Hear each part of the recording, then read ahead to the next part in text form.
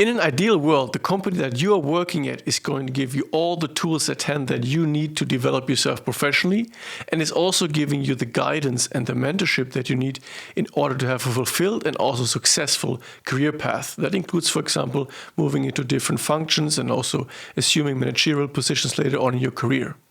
But we all know that in reality, especially if you work in a larger company where it's more difficult to form close interpersonal relationships with your colleagues, this is not really the case. That's why it's really important, especially for young engineers, to early on identify a mentor or a sponsor. And the role of that mentor and sponsor is exactly that, to help you with your questions, with your career development. Also, if you want to move into different functions or when there's a promotion coming up, that he can essentially put in a good word for you. So all those things, that's essentially the role of a mentor, of a sponsor. And it's really important for you as a young engineer to have that relationship early on, because it's going to make your career a lot easier. And today in this video, we're going to talk about three things. First, how do you identify the best possible mentor or sponsor for you in the company? That depends on a lot of factors, like where do you even want to develop into in the company, but also your personality. Is it a good match with that person that you're aiming to be your mentor with? And the second thing we're going to talk about is, so now you identified that mentor, the possible mentor, how do you approach him? How do you propose a mentor-mentee relationship in the best possible way? And the third thing is, how does the actual relationship look like?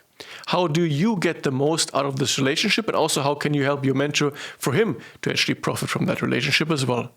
So let's start with the first question. How do you identify the best possible mentor within your company? Especially if you're in a rather large company and there are multiple great leaders that could be a potential mentor for you. The first thing I would recommend you is to think about, where do I want to develop within the next 5 to 10 years in that company? Which function do I want to develop into? Is there a certain department that I find interesting? Or maybe if the company has multiple locations, do I want to move into a different location for some reason? Why is that important? Because the role of your mentor is to really help you get to that goal. And also, of course, to reflect with you if that's really the right goal, but eventually to really help you move into the direction that you want to go. And for that, of course, it's really important that you know where you want to go. Because only that way, one, he can help you really efficiently. And also, secondly, based on that, you have to identify which person would be the most suitable candidate. And that leads us to point number 2. That is for you to make a list of senior leaders or managers that are working in that department or function that you want to move to. So let's just make an example up. You are working in piping or rotating equipment as an engineer, and you're really interested in reactor design. So then look at who are managers or leaders in reactor design. Make a list and write them down, but also look a little bit around that. So not only look at leaders that are narrowly in that department or function that you want to work at, but also make the list a little bit wider, especially also include people that you already have exposure with that maybe are not immediately working on that topic, but on a topic related or close enough to it. Maybe they know, for example, the manager of that department very well, even if they're not working in that department as well. But they also know you, for example, very well, because they're working in piping and rotating equipment as you are as well. And with that, we transition to the third tip that I would like to give to you. Then really think about, of all those leaders in that list, where do you already have some interaction or commonalities in place? That makes it a lot easier to approach that person, and also for that person to see a benefit in that mentor-mentee relationship. Because yes, of course, the mentor's role is to help you progress in the career, but of course, the more beneficial that relationship for him as well is, the more likely he's going to say yes, right? So that's why I said not only identify leaders that are purely working in that department you want to move to, if it's very far away from where you are right now, and maybe they've never heard of you, they've never seen you, they don't even know who you are, but also identify some people that are close enough or around that, and maybe that have some connections that could help you later on, but they already have some exposure to you and they know who you are, they know that you're a great engineer, and they say, yes, I want to really help you move forward because I know that you have great potential. That really makes that mentor-mentee relationship a lot easier to build if there's already a professional relationship established. And also really think about what you can contribute to that mentor-mentee relationship, how you can help him progress in his career. And that could be, for example, that you have a certain skill set that he could really need in his department that you could provide or help him with.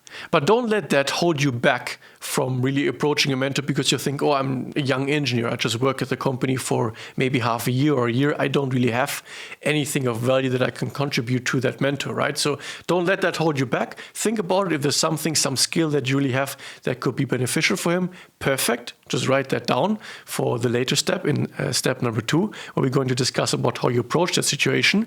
But don't let it hold you back from approaching anyone because you think, oh, maybe I should wait 2-3 years until I have some skill set to offer and then I approach a mentor.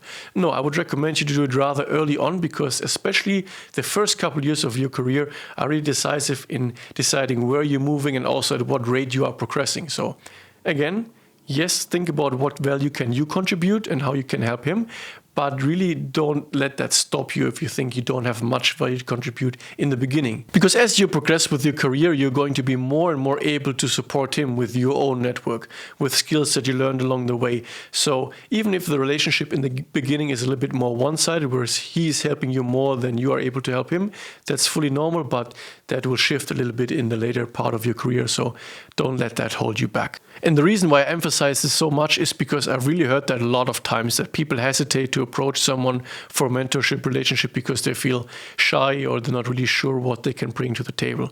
That's why I'm really hammering this point. It's very important to approach this topic very early on in your career. Let's move on to the second point. So how do we approach that possible mentor and propose a mentor-mentee relationship? As I mentioned in the first point, in ideal case, you would already have some form of exposure or relationship between you and that candidate, right? Because if you have no exposure at all, you're just going to be a random name that is going to pop up. I'm not saying that doesn't work, but it's better if there's some exposure and some relationship established already. If that's not the case, maybe you know someone that knows that mentor that can make an introduction and say, hey, Simon is a really great candidate. I just want to introduce you to because I think you have similar interests and maybe you should just have a chat, right? And then suddenly there is some form of relationship established. So that's the first step. Make sure that either you have that relationship already or if not, you find someone that can maybe help you establish that and just recommend you or introduce you. And then the second thing I would recommend you is to be fairly direct. There's no point in beating around the bush and just getting to know the person for a while. Just approach them, of course, having a certain relationship established already and say, hey, I would like to work in this and this area. I bring this and this skill set. I'm really passionate about this and this topic. And I really think that this is a good match between the topics and functions that you are working on. And I was wondering if you could be my mentor. And I would like to learn from you and develop myself with your help into that direction. And here it's really important that you do your homework. Remember in the first point where we said you should really have a good understanding on where you want to develop. And then second of all, also you need to understand what is the connection between where you want to develop and that mentor that you're approaching. For example, he's working in that same function or he's interested in the same topic. And that's really important so that he has a feeling that you're not just approaching him as some random guy and you also maybe approach 10 others and he's just one of them. There's not really any reason why you're talking to him specifically. No, he should have a feeling that he can offer you some value. He can help you to get to where you want to be because he is maybe working on a similar topic or on a similar function. And also potentially that this relationship is going to be interesting for him because you're going to develop in a similar direction. At some point in the future, you're going to be able to provide some value to him as well. So really make it specific about where you want to go and what the relationship between your development and him could be, and keep it as specific as possible. Try to avoid any generic phrases like, oh, I think you work on a really interesting thing, or I heard you're a great mentor or whatever. Try to make it really specific. Let's move on to the third point. How do you actually then have this mentor-mentee relationship? And there are so many different ways on how to have that relationship, how often you meet, what you discuss, and there's not really anything right or wrong. But I want to say that the initiative really lies with you. he's probably very busy because he's in some form of managerial position, right? So you have to take the initiative and establish how often do you want to meet? Is it, for example, a bi-weekly or monthly meeting? How long is it going to be? Is it going to be a call or in person? And what are you typically going to talk about? All of this really has to come from you. Don't expect that he's going to come to the meeting and say, oh, Simon, today we're going to talk about ABC and I'm going to help you get there in 1 week. No, you really have to take the initiative, be clear about what you want from each specific meeting, how often you want to meet, but also be a bit mindful of his calendar. So don't say like, oh, I want to meet you every week for 5 hours on Friday. No, of course, he's busy. So try to find a compromise between where it's actually efficient and you get something and you take away something from that mentorship. So don't just meet once a year. I also had that in the beginning of my career once. That does not really help that much, but also, of course, be mindful of a schedule. And of course, also try to not waste the time in the meeting. So if there's going to be a meeting coming up, really think about before, what do I want from this meeting, right? Where am I right now in the company? Where am I on my path to where I want to move? And what can my mentor do immediately and also potentially more long-term to help me right now, right? So make sure that you go into that meeting well prepared.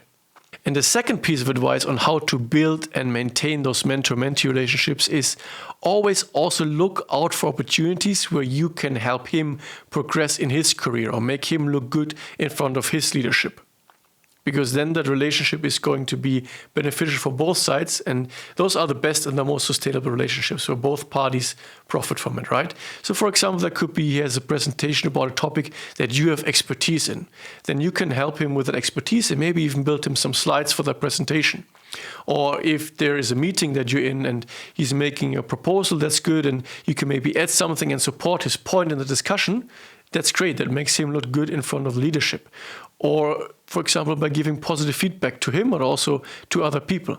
And all of those things essentially help to make that relationship beneficial for both sides and make it more sustainable and long-lasting. I hope that was helpful. If it was, please leave a like and subscribe so I can update you with more videos to come. And see you in the next video. Bye.